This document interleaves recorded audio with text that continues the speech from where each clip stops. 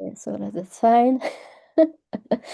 And so yeah, we will start in like 3, 4 minutes, I guess, something Mm-hmm. like this.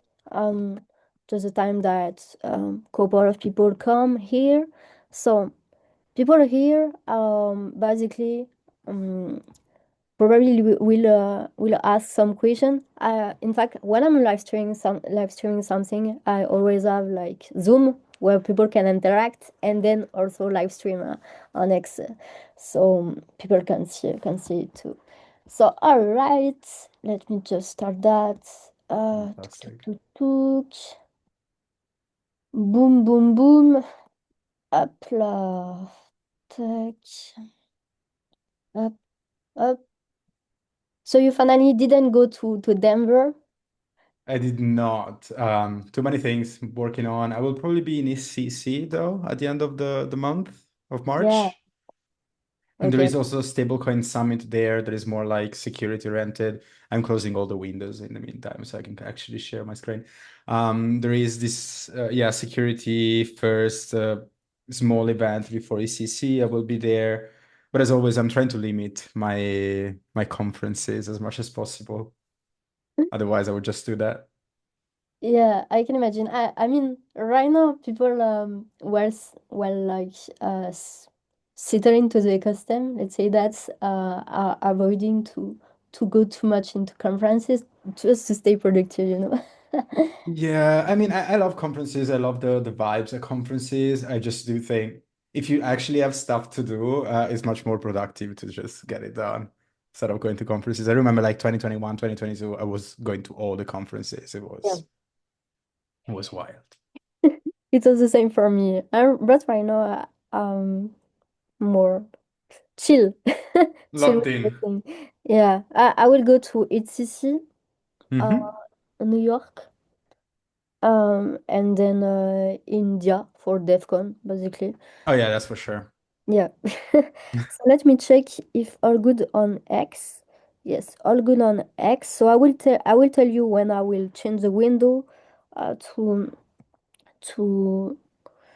um to see you actually your face and your screen. So wait, I will also send you the live stream on Telegram. Will be great. Tac tac tac. And we are ready to go in 2 minutes. Wait. Awesome. Is it a rush day for you? Busy day again? Not too much. I'm working on a couple of things, but I would say it's pretty chill. Uh, All right. always. Yeah, I saw you were doing a robo. Yeah, that Mm. was my project for this weekend. It's actually it's a great learning experience, not gonna lie. Never been too much into robotics, started getting into it this year. And it's really interesting, especially with these AI agents. Yeah, yeah, yeah. I can imagine. I can imagine. So, all right. I will start streaming on X with um Zoom, basically. Hmm. So 1, 2, 3, let's go. Oops. Up. Tac. It's like all good. Up, I will just put your speaker. Well, no, it's fine. Okay, so we can go. Awesome. So basically, yeah. Hi everyone. So pretty excited to have Vito with us. Actually, like Vito is one of the main educator as Kevin on the space, especially for people coming from Web 2. So really excited to have him there. And maybe it should be nice like to share your inspiring journey first of all, I guess, because I mean, it's something that can be really relevant to share with Web2 developers that are there actually. So, yeah, feel free to share a bit about your journey. How did you start into Web3? What did you do? And what's your role right now? Yeah, 100%. I hope you have some time because it's quite a story. It started in 2019. So before Web3, I wasn't in tech really. I was working in the movie industry. I was doing animation for games and movies. And one of my best friends, Jack, big shout out to Jack. He was into the Polkadot ecosystem, which is fun because he's literally the only person that I know which was super obsessed about Polkadot. And for years, actually, my bad that I didn't listen to him earlier. It was like, oh, you should look into Web3, you should look into smart contract, you should look into all the possibilities that they open. And but you need to know, Soline. How do you pronounce it? Is Soline? I feel like there is some accent there. There is like Solène in French, Solen. but people say Solène in English and Solène in Spanish. Yeah. Love it. Okay, Solan. You have to know that my family is mostly like banking people. They all work in banks. So the first time I told them about Web3 and blockchain, you can imagine what was their reaction, right? It was like, I know it's a bubble, it's never gonna work, and it was super early. So fine. So I delayed my entrance. And then around COVID, right before COVID, I actually started looking into that. I had some extra time and I got bored with my previous job and I developed my first smart contract and I was like flabbergasted, mind blown. And that's when I also opened my Twitter account because one big problem that we were having is that all of the tutorials and resources you could find at that time were like uber technical. And I wasn't technical at all. So I was like, okay, let me translate what I understand into like human readable content so that other people can actually do this, but also I can remember what I'm doing. So I started publishing stuff on Twitter, which worked decently well, I would say. And then I got reached out by the Alchemy team. At that point, Alchemy was very small. It was like 13 people. And together with them, there was also Chainlink. Also, Chainlink reached out. And I went through, the standard interview. Actually, Alchemy was like, hey, do you want to collaborate? And I was like, hey, actually, I want to apply. So I applied for a developer relations position there. We can get into what DevRels are, which is a very interesting concept. But anyway, went through the interview process with both Alchemy and Chainlink, ended up at Alchemy for 2 years, where I was working on their developer relations team. Alchemy became like a gigantic company.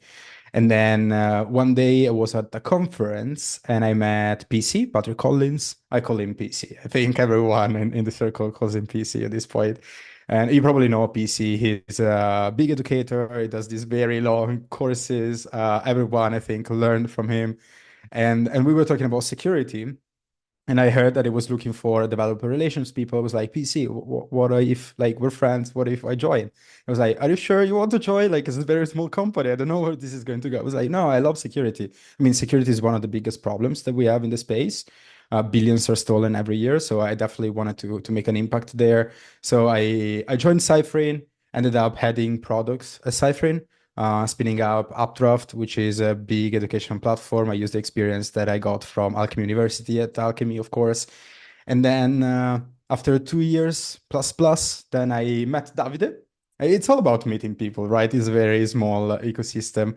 And Davide is the head of AI at the Ethereum Foundation. And he started telling me about 2004 and agentic economy and how all these things work and how the blockchain has all the primitives that are needed by this economy. And I was like, oh God, okay, this is another thing that is inevitable. I definitely want to make an impact there. So we started talking, started contributing, and ended up joining the team at the Ethereum Foundation.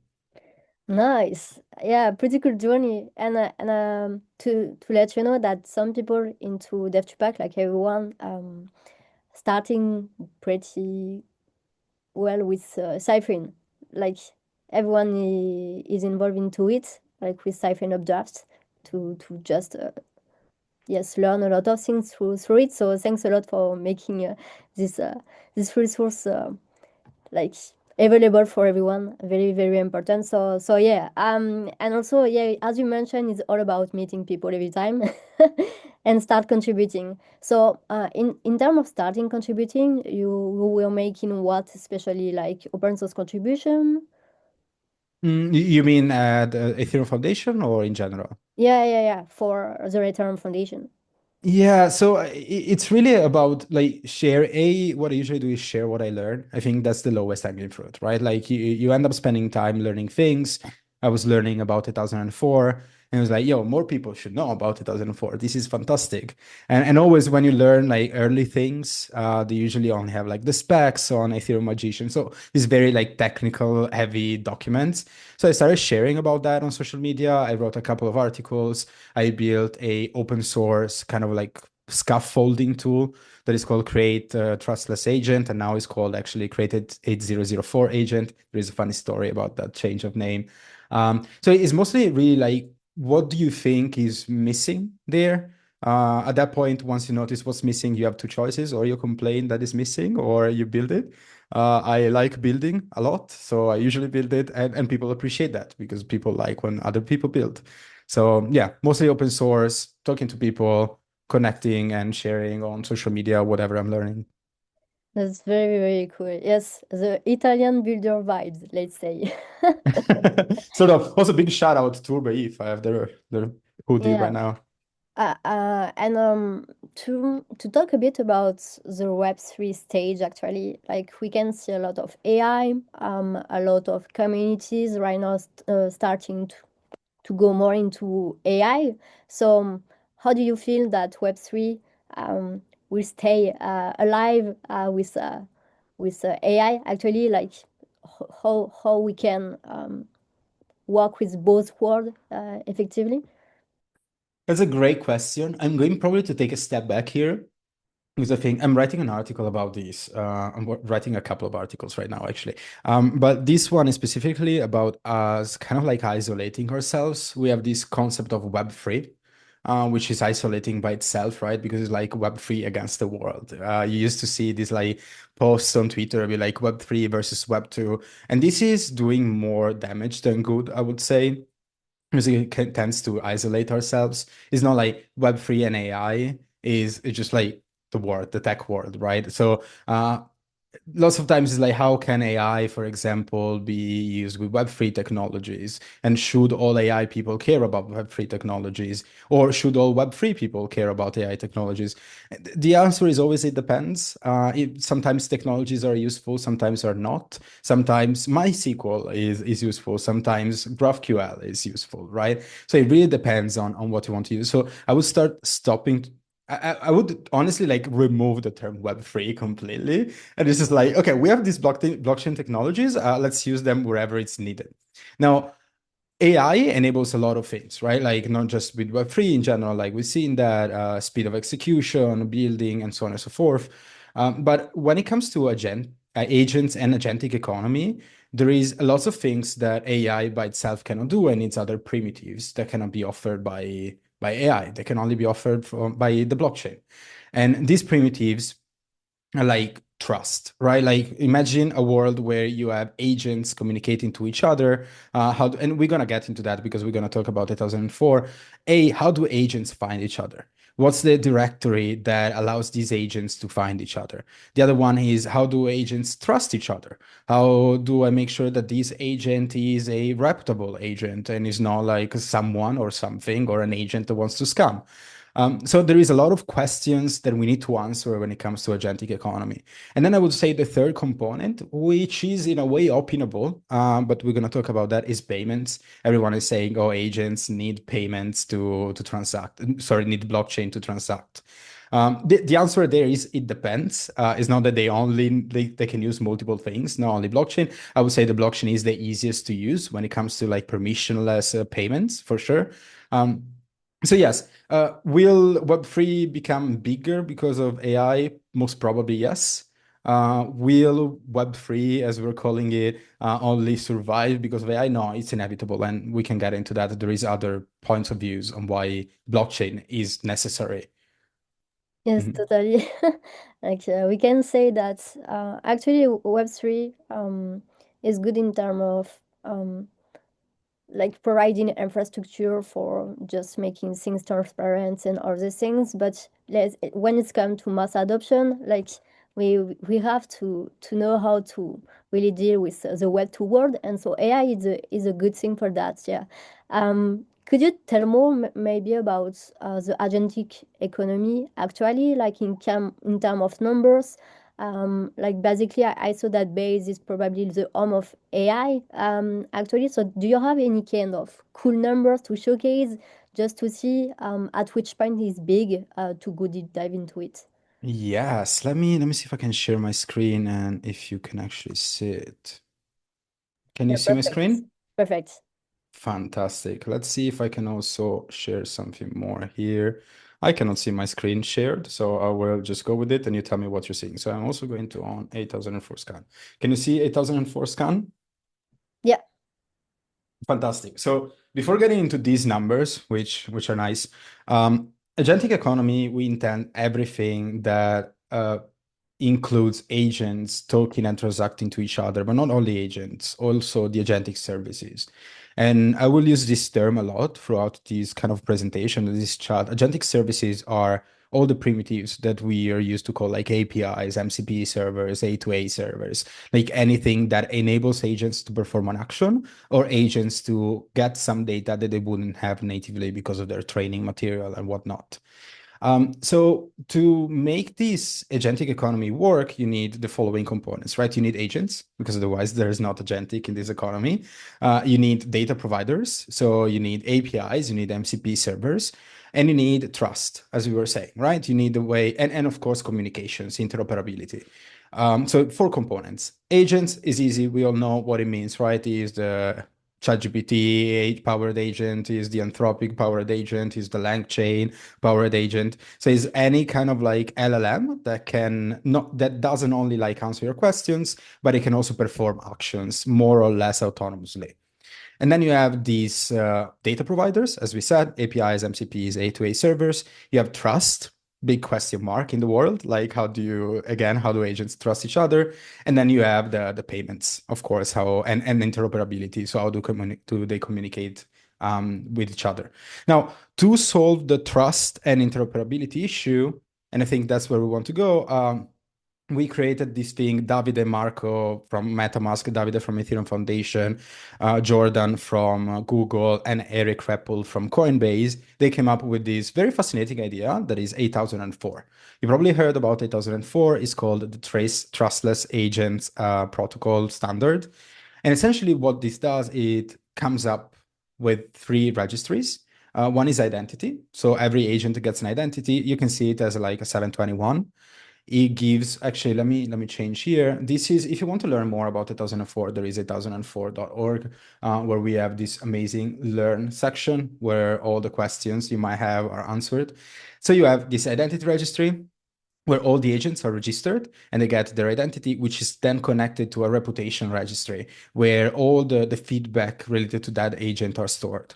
Now, the way I usually explain feedback is like Yelp stars, but it's a little bit more deep than that. I would say it's more similar to how, if you're familiar with SEO, Google ranks pages on the search engine results page. So it can be latency, it can be success rate, it can be price, it can be, of course, the historical performances. It can be multiple different things that then get aggregated.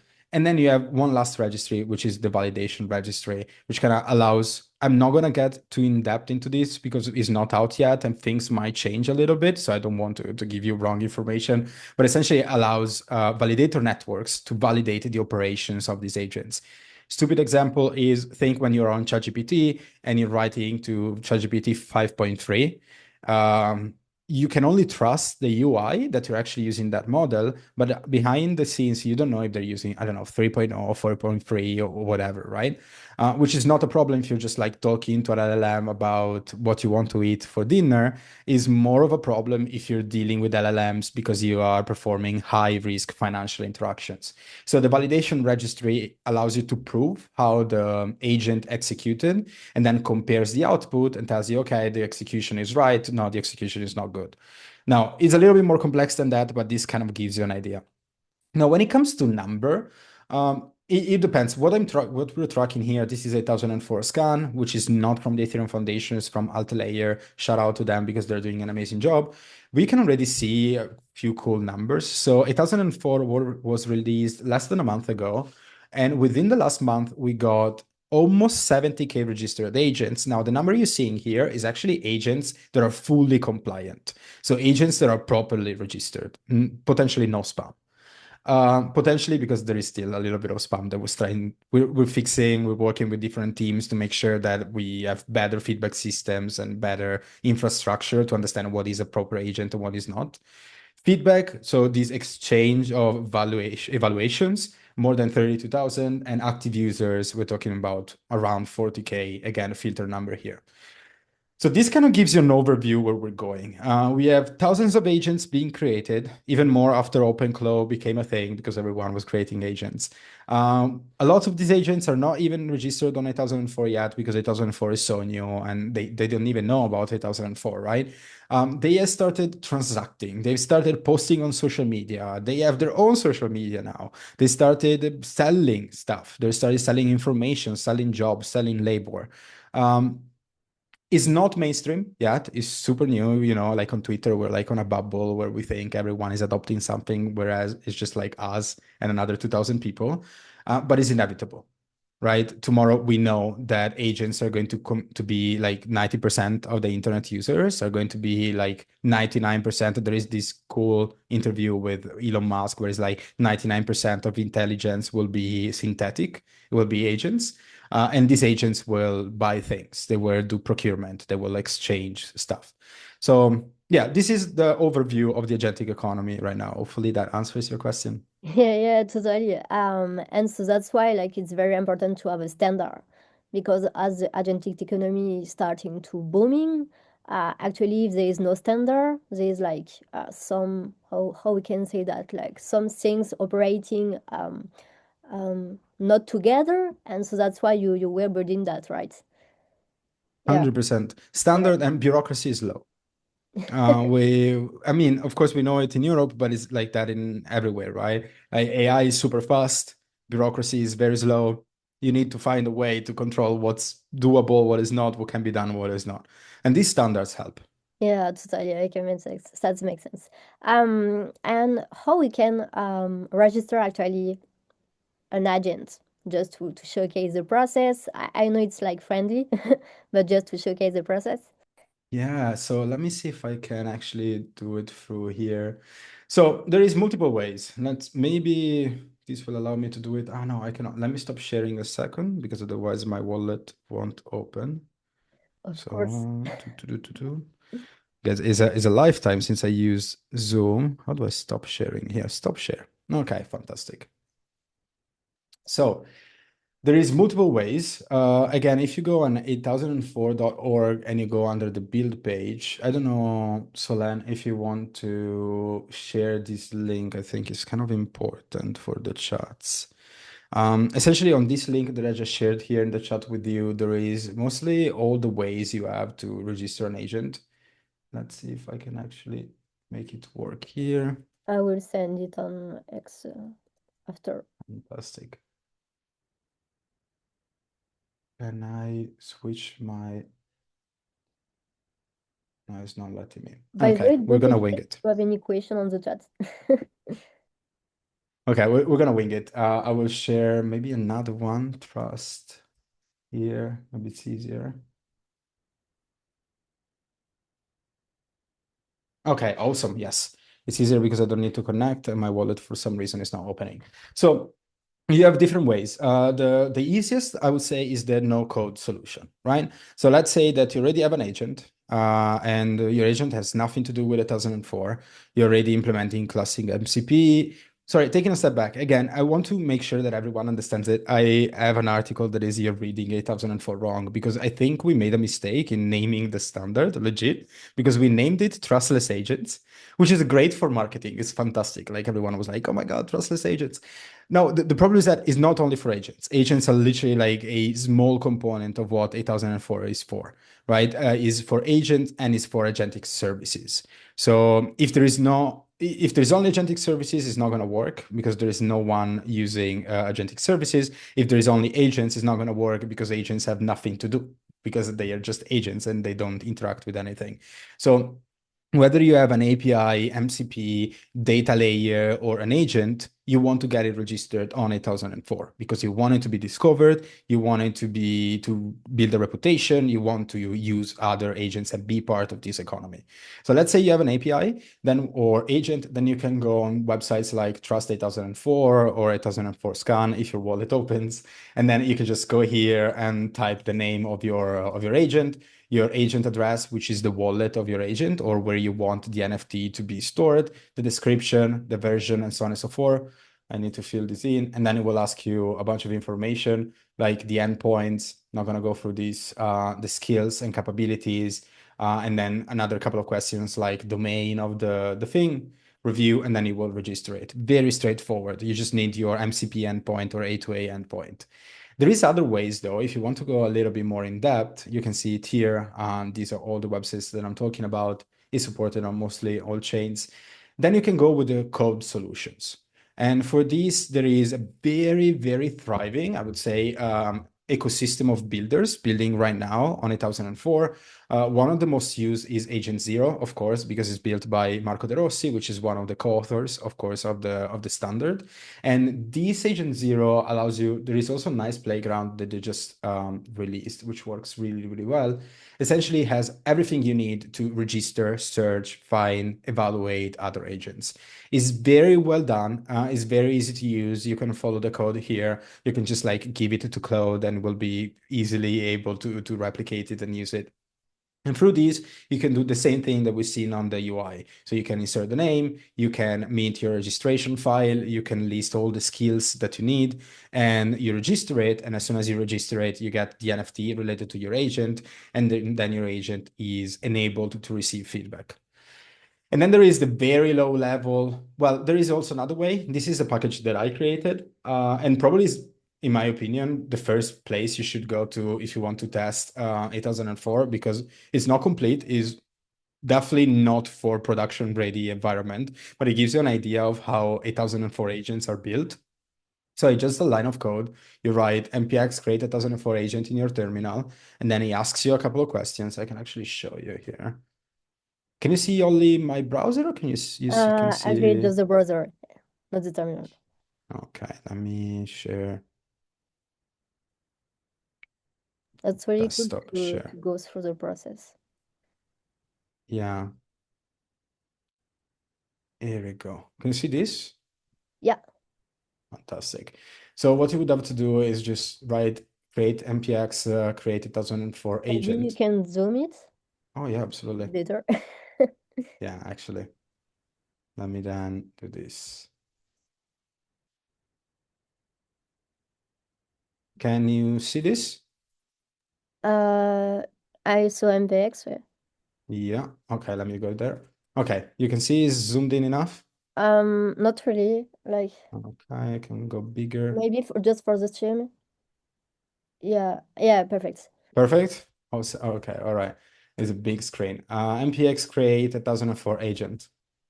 This is everything you have to do. If you have npm installed on your device, that should work. And then it will ask you to install. It will actually ask me to install it here because there is a new version. So you just install it. And this is the process, right? First and foremost, it will ask you where do you want to create the agent. In this case, we're going to do my agent. It's perfect. It's going to create a new directory for me. How do I want to call this agent? We're going to call it Solid. Awesome. And then in the description, I teach Web3 to people. And this is going to be your description, your global description for your agent. Then an agent image URL. We don't have it. We're not going to use it. You're just going to use a example. And then it will ask you on which chain you want to use it and which chain you want to register it. Now, the important thing here is that it doesn't really matter which chain you use, because at the end of the day, all these scanners, all the aggregators are already multi-chain. So the only reason why you should choose a chain rather than another one is A, personal preference. B is for the ecosystem and products built on top of that. If there's something that you like more than something else, then you should use that. In this case, we're going to use Ethereum Sepolia, which is faster. Agent wallet address, which we've seen in the UI before as well, is going to be your agent wallet. If you leave it empty on this package, it's just going to create a wallet for you, and then it will put the private key inside a .env. Now, don't kill me. Like, is it not .env in plain text? I know this is not good, but it's great for examples and to showcase the functionality here. And then it's going to ask you if you want some of these things, like if you want an A2A server, if you want an MCP server created, if you want X402 payments. The synergy with the X402 is clear, right? Because you want agents to pay each other. Now, in this case, I chose Ethereum Sepolia.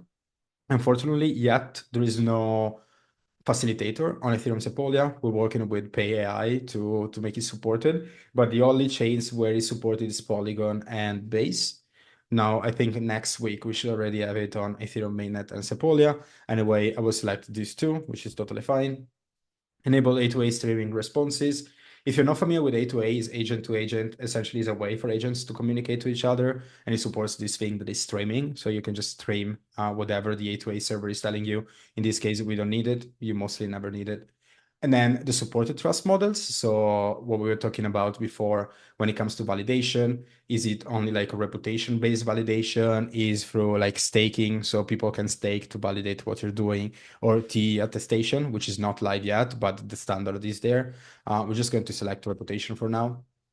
As you can see here, what it's doing is essentially, if it doesn't freeze for whatever reason, because I have so many things open, it will generate a new wallet for you, and it will create ERC-8004 agent. Oh, here we go. So then you have a bunch of next steps here, like navigate to your agent, back up your wallet. You can see the private key is in .tmv file, configure the .tmv, fund your wallet, and so on and so forth. You can just follow these step by step and to register your agent. Now let's see what it created. So I'm going to open the folder here. Let's see if it's opening yet. Also, So we can see that the 8004 standard is like very complementary with A2A, MCP, and X402 protocol itself. Yeah. oh, 100%. So the standard is very lightweight. Like it is actually complementary with pretty much all the standards out there. And if you look at the registration file, actually, let me just open it. So this is the agent that we just created. The registration file, well, this is not the best way to look at a registration file. Let me just open 8004 spec. If you look at the ERC-8004 spec here, there is an Ethereum improvement proposal. You scroll down a little bit. This is what the registration file is, which essentially is the identity of your agent. Now, what you see here is, of course, what we see in the type, which is always the same, the name, the description, the image, all the things that we just set up on our CLI. There is this array that is services.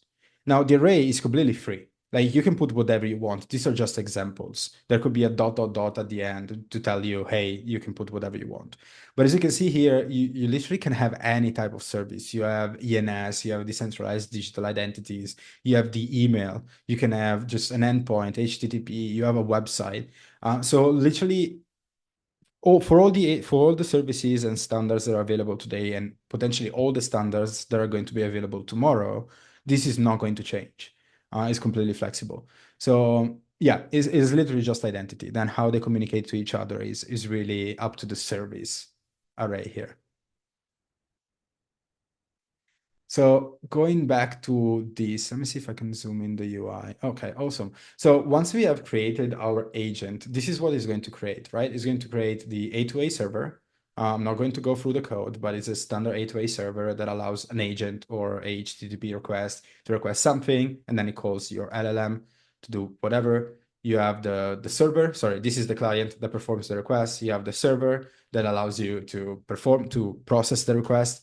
Then you have a very simple OpenAI LLM. If you were to create an actual like service, you would edit this. Everything is commented out, so you can decide and you can understand how to edit this code.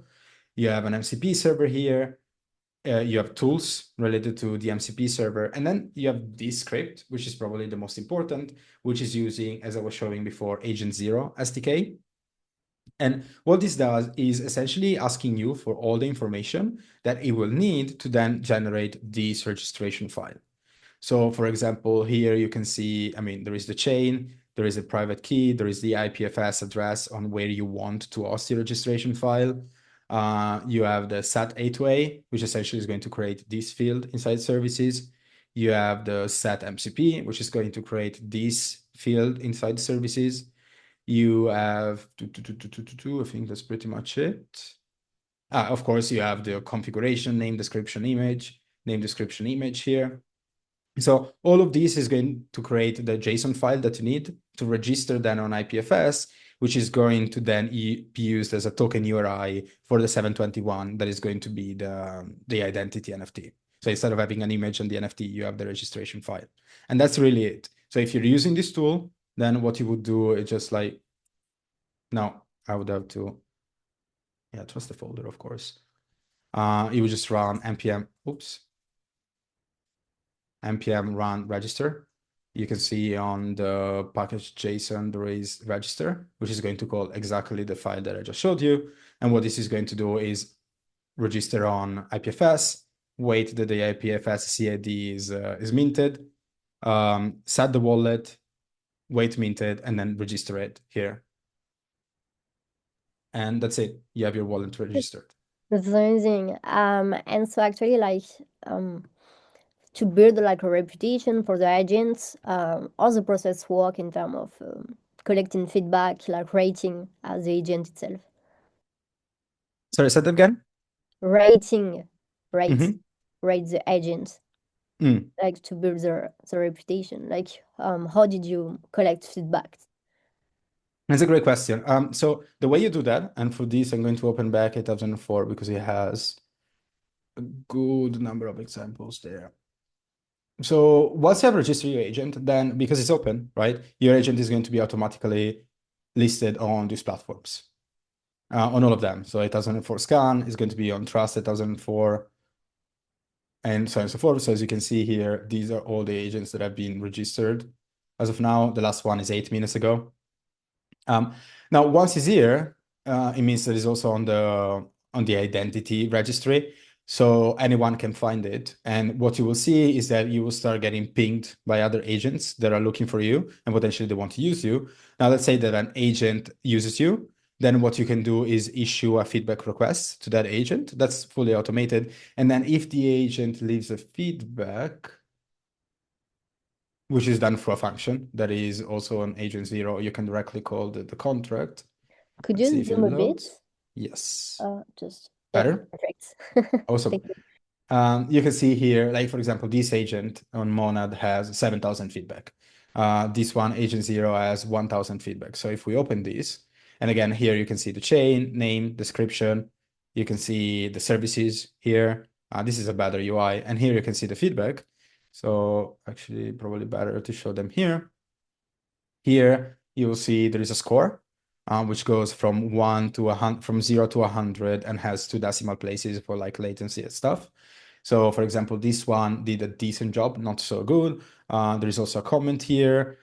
This one is the agent actually saying this is a like fake review. You might be burning token because of this.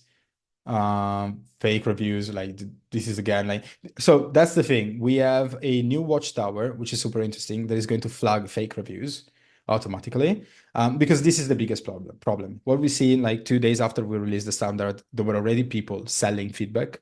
We're like, hey, if you want, you can send me like 2 USDC and I will leave your feedback to your agent to make it rank.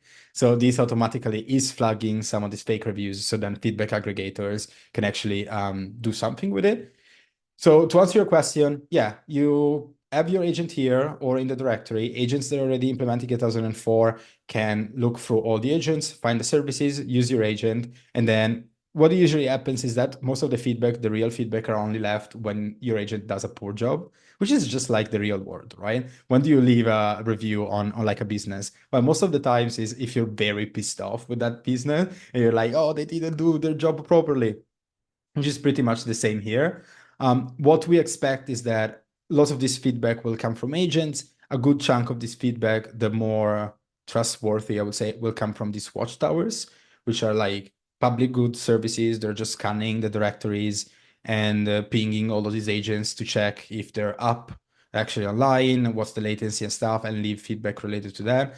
And feedback givers, which are like trusted parties that are reviewing the agents. Now, once we have a good first layer of agents that have feedback, then it's easier because you can evaluate the value of a feedback based on who gave the feedback, right? Is this feedback given by a reputable agent? Yes, so this feedback is legit. Is not, then probably spam. It's going to be a process. Will take some time. Yeah, yeah, I understand there is a like real work to do around that, like the feedback to make sure everything is through, like real one. That's funny to see that finally agents will become the end user, not really just the human at all. And so if we can come right now into more building ID around that, like how do you have like a top three ID you would love to see emerge from this agentic economy? Yeah, 100%. So there is one that I'm telling literally everyone that asks me this question because it's one of those ideas that that's like the killer use case for 8004. And if no one builds it at a certain point, I already said I'm gonna build it myself. Because essentially, right now, when you want to build an agent, you need multiple services. Let's say that your agent, I don't know, can do 3D modeling, can get weather states, like see how's the weather and anything else, right? What you need is to implement these services natively. So your agent would need to have a tool to do 3D modeling, a tool to get the weather state, a tool to get the market state, and all these things.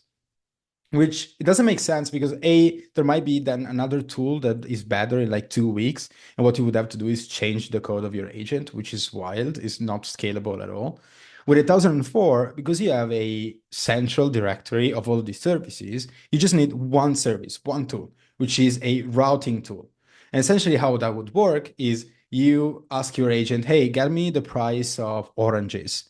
And your agent calls the routing service saying price of oranges. The routing service scans the entire 2004 directory. It checks all the feedback and sees what's the best service to give you orange prices for that time, at that price, at that latency, and just gives you the orange prices. And then in another moment, you ask, do me a 3D model of a dog.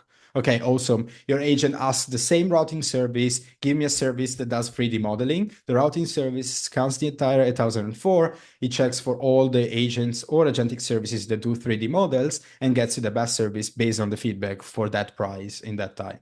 So routing services, bomb. Like literally, guys, this is the most killer application. And no matter like it's not because it's built on blockchain, but it's a primitive that we need in the agentic economy. It's not feasible that you have to implement all these services natively. Um, Other things come more from a public good perspective. So more a big problem is feedback. You probably like if you have any question, one of the question that we usually get is how do you ensure the feedback quality is high? How do you ensure that is Sybil resistant? How do you ensure that is not like fake feedback? Well, there's no way to actually ensure that, right? If you think about Google, if you think about Yelp, if you think about G2, they have fake feedback like most of the times, and even them like the situation there is that this is a central service, G2, Google, and so on and so forth.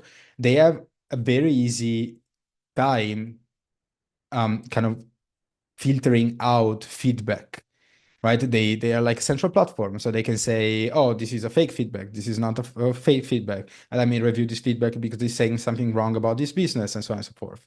And even in that case, they have a very hard time evaluating what is true and what is not.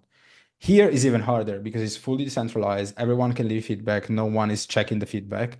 So we need services that are reliable to make sure that they can A, analyze the feedback, B, make sure that the feedback is reliable and real, is not spam, and then also aggregate this feedback in a way that makes sense, like weighting all different feedback, provenance is important, and so on and so forth. So watchtowers, routers. I would say the third one is not really an idea, but is like how 8004 should be used for the majority of time. Again, I have this article here that I invite literally everyone to read. That is, you're reading 8004 wrong. Um, this one kind of explains the fact that everyone was reading 8004 as an agents only standard, which is not, is agents and agentic services. It's literally like bring any type of data layer on 8004. There is so much business opportunity. There's the opportunity to make a ton of money, to be honest, on this, because you can bring like any service that gives you market rating, market prices. It gives you weather even, or allows you to purchase things off of Amazon, like a Amazon CLI, or literally anything that doesn't allow you to do like browser automation. You put an X402 pricing fee on top of it, and people will love it. So I think these two things plus one, two things that are very concrete. The third one is literally is such a fertile field right now that literally any idea is good to test and potentially very remunerative. All use cases are very interesting to deep dive into it. Yeah. I mean, like all things related to writing, all things related to how to hire the best one for a specific task. Yeah, there is a lot of things that you can come up with. I can't wait to see what's going to be built during the next hackathon, because I also saw that some hackathon is just like agent. There is no human. So it's funny to see, and I would love to see what's going to build by agent itself. Yeah. All right. And I have a question more oriented on the security side, because you also have like a background around that. I know that you built something with Limone, with Mhm. Builder Gardens called Sign In with Agents. Could you tell more about it?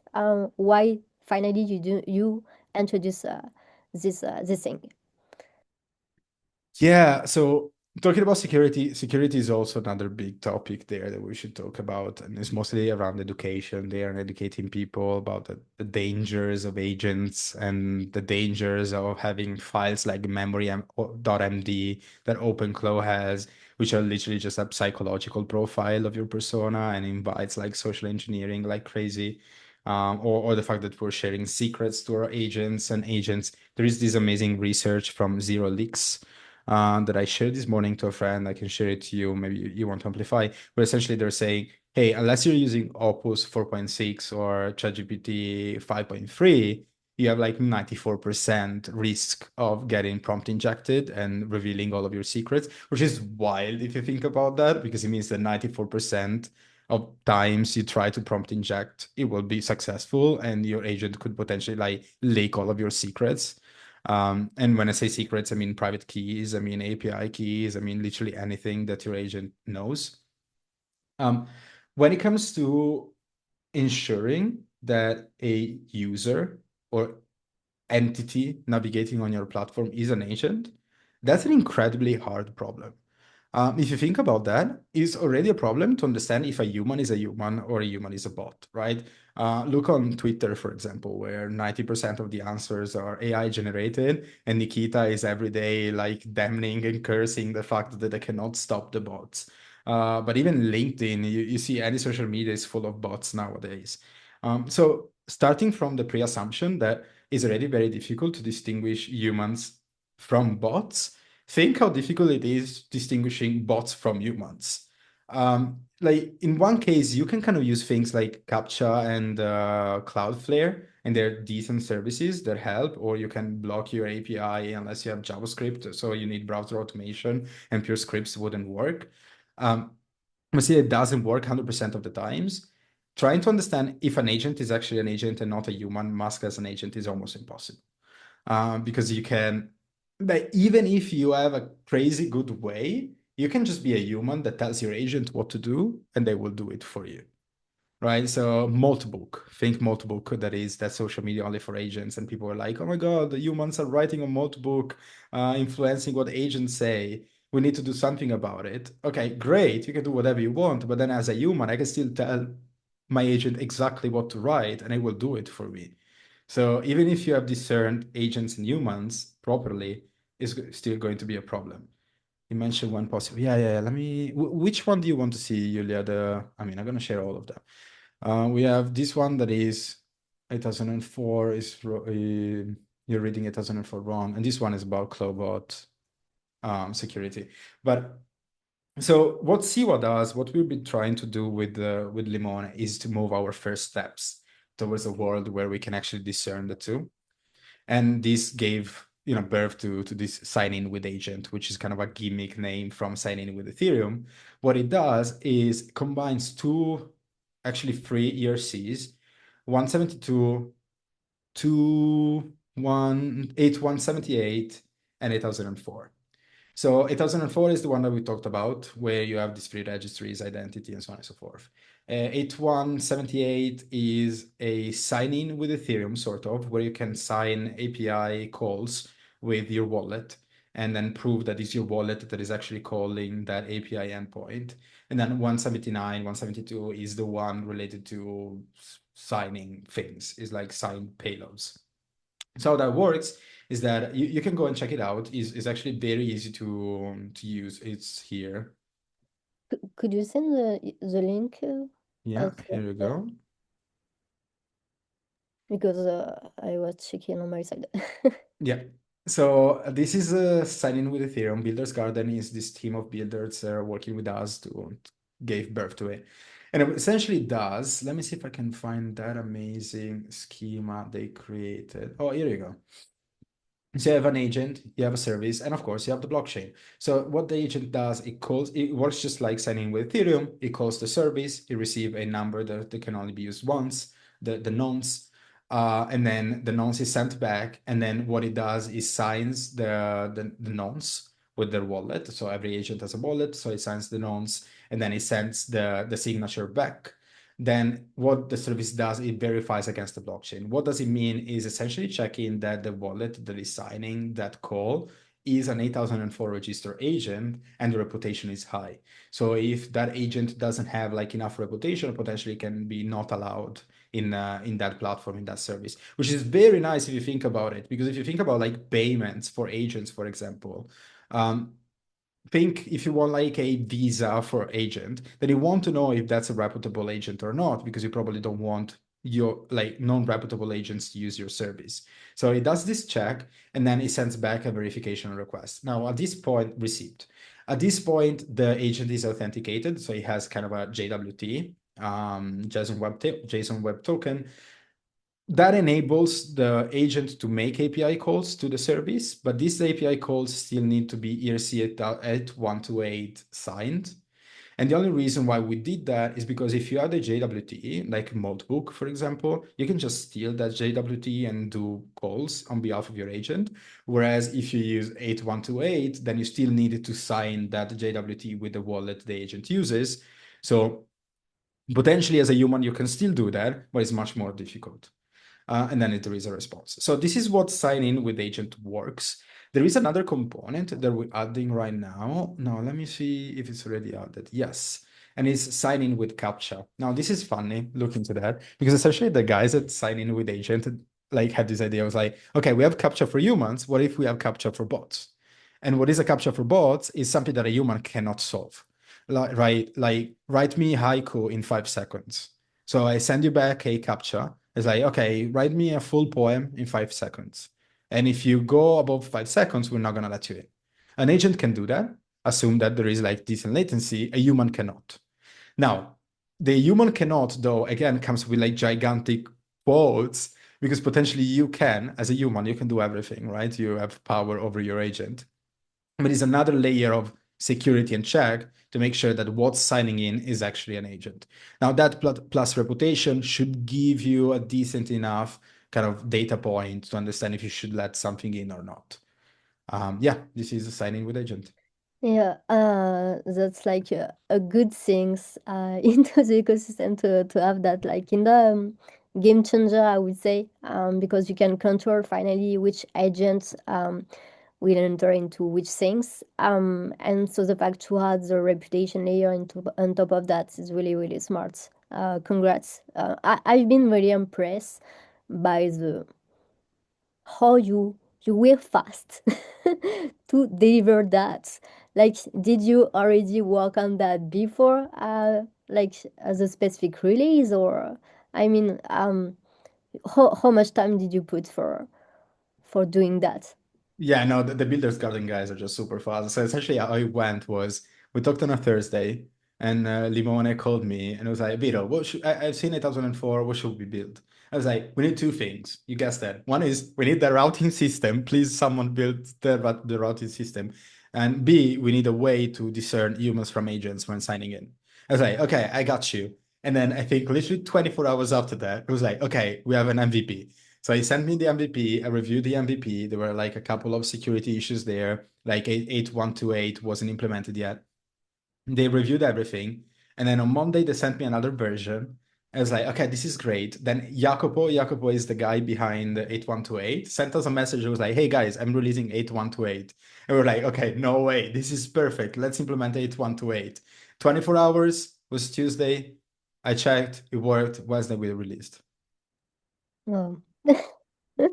Very, very efficient. Yeah. And they are still building stuff. Anyway, there is a question for you into the chat if you want to answer it.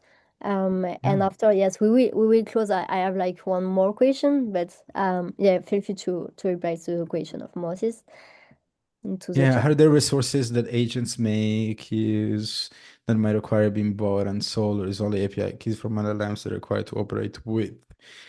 Resources that agents make use that are require bought and sold, or is only API. So here's the thing, like there is all sorts of things going on right now. There is like an agent creating 3D models. So the example that I was making before, that's a real example that happens. There is agents building websites and PDF presentations. There is agents. There is an agent from Ganesh from Eigenlayer who's creating drawings. I think, and he made like a bunch of money recently. There is lots of agents, of course, related to DeFi and financial operations. There is like the Zi-Fi guys made this. They're awesome, by the way. Yeah, also they're French. The guys there have created an agent that allows you to adjust your Yelp positions real time based on what's the most convenient thing. There is both, I would say. Definitely the majority is APIs and API calls because that's very easy to make, right? And again, very fertile field. Thanks for all your insights. So I have a last question for you is like, um, I mean one or two, more for people who are curious, like Web2 developers want to really start deep diving into agentic economy. If you have like one resources to go through, which one is it? It's a great question. I don't think it's a resource.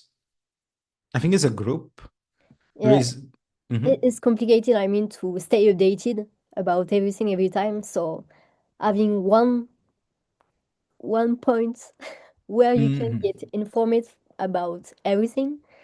I would say specifically about blockchain and 8004, the 8004 builders group on Telegram, where I'm going to share the Telegram group here. We have around 2,000 members now. And every day there is a new POC. Every day there is someone asking amazing questions. I will also share the ENS XAI group. Now, I'm not affiliated. I cannot. But let me know if you want to get invited. I think I need to ask the. Oh no, okay, here you go. This one. I'm not affiliated with them, but I'm just like impressed by the sheer amount of like brain power there is in that group. They have a weekly session every single week where they discuss ENS, X, AI, and there is two guys also like congratulations to Cap that is the admin because he got engaged today. But there is these two guys that are Prem and Rich, which I do legit think they spent like the entire days thinking about how to improve the agentic economy. And they are ERC producing machines. They're really amazing. So these two groups are definitely where you want to be. There is the AI website of the Ethereum Foundation, which is handled by my team. I would suggest also to follow now self-plug me, but just because I'm being used as like amplification channel, not because you should really follow me. So me on Twitter, Davide Krapis on Twitter, absolutely, which is the head of AI at the Ethereum Foundation. And I'm going to share his account here. Uh, so he's sharing a bunch of things there and all the latest news. I think these are the main places where you want to be on top of things. Amazing. Yeah, and your account too, as you mentioned. Like I love reading all your article. You are really You. specialized on that. That's cool. And so yeah, what's next for the DAA team, like your team at the Ethereum Foundation for this year? Mhm. Yeah, I don't know what we called it, the AI. It's just AI. You can call it AI, and that's totally fine. So one sec, before that, I think there was this question super quick by Rossio that is asking, what's your advice for learning to build with vibe coding or agent while considering these security risks? Uh, that's a great question. I don't know if I have an answer because cybersecurity is multiple things, is different things that you need to put together. I would say good sense first and foremost. Like start from the pre-assumption that if you share a information online, especially to AI or whatever, this is vulnerable. So try to limit the amount of information your AI sees or can access without your permission, even with your permission, just can access full stop. There is a couple of things. There is Shannon. I will share the link. If you need more links, I will send them to you. Just send me a DM. Shannon is like an automated tool that checks on the security of your project. Follow a couple of accounts like Chief. I think the name is very not politically correct because like Chief of Autism, but that's a very new account. And she or them or he are doing an amazing job here, like posting about security. Great account, really like super new, great account. Went from 0 to 12K followers in no time because wow, like the amount of information they're sharing is great. And if you see their pinned tweet is about this cloud code but for hacking, which is super interesting. But yeah, start with the pre-assumption that everything you share with AI is at risk, and that's gonna make things much easier. If you just vibe code your project, what I usually do is use one LLM to write my project and another LLM to review my project. So maybe use the code to write the project and then Codex to review the project, which kind of improves things. It's not gonna make them secure. So for that, you just need to manually go there. Um, We have yeah, a session on Friday about OpenClaw, so I will ask to Austin all best practices around that as well. So if Rocio you want to come. fantastic. Talking about the AI team, so what we do is three things. One is AI, the other is AI and security, and the other one is AI and privacy. So this is literally the three things that we're working on. 8004 was like square one. Super excited of what's to come there. When it comes to AI and privacy, we're focusing a lot on fully private inferences, which is a very difficult challenge, to be honest. Which means when you send a prompt to an AI, that prompt is encrypted, and what the AI answers back is also encrypted, so no one sees what you're talking to with the AI. There's things like fully homomorphic encryption involved there. There's this amazing project that is Zama, Zama, which are working on that. Very complex. TEs are also another component. Um, Also about privacy, we're working on like private API calls, which would anonymize like whoever is paying for any service. So that's definitely the main focus. And then there is the section about security. So how do we make like interactions with agents a little bit more secure? About that is mostly research and setup and infrastructure. How do we make the infrastructure more secure? How do we use like wallets with agents without like leaking private keys? I think these three are the main things. We have a one big project that I cannot talk about yet because it's going to be massive and super fun. That if works well, we will announce in the next few months. Will with the European Space Agency. So yes, that's really interesting. What else? Yeah, I think these three things we have also like if anyone here is interested, if you go on our website that I shared before, ai.ethereum.foundation, we have a section that is like work with us. We're not directly hiring right now, but we are sponsoring lots of PhDs. So if you're into a PhD, please let us know. We're happy to sponsor it. We're happy to mentor it and help you out with that. And yeah, we're talking to lots of universities. I think another part of our job is also making sure that not everyone thinks that crypto is only meme coins and monkey JPEGs, which is probably the most rewarding part, but also the most difficult. But yeah, these are the things that we're working on right now. Thanks for telling us everything. Yeah, looks exciting about your upcoming plan. Quite, yeah, I want to see that. All right. 100%. So thanks a lot, Vito, for your time, for your insights, for all the education that you are providing, for everyone. Very precious. And yeah, I really appreciate. Thanks a lot. And yeah, I will just stop the recording on X. Wait. Tac, tac, tac. Just wait one moment. Um, Up, boom, and stop. Wait, I will just want to end that. Oh, wait. I will stop here, stop here, stop here. Is it all good? No? I'm coming. Okay, fine right now. All right, Awesome. just stop it on X. So yeah, thanks again for your time. Like if you have anything to add, feel free to let us know.